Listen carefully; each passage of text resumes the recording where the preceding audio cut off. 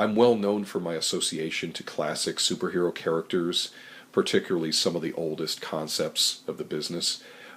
Batman and Superman have been around for 75 years. Often I'll skew my work towards earlier versions of their clothing, of the look of the art style of the faces of the characters. My Superman looks more like a man in his 30s or 40s.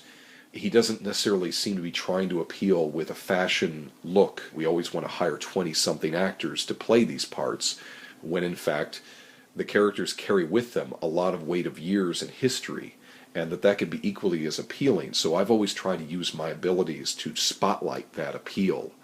For example of how long it takes me to do a cover, I will often speed through a piece depending upon how simple the elements are.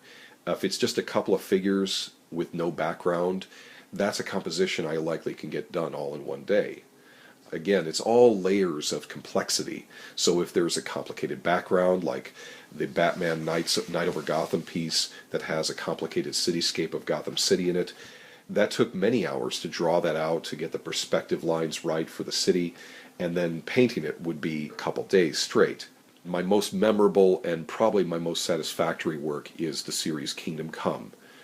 The artwork for that featured my father as the main model in the storyline, and I was able to craft the story based around all these superheroes interacting with a character that was essentially based upon my father.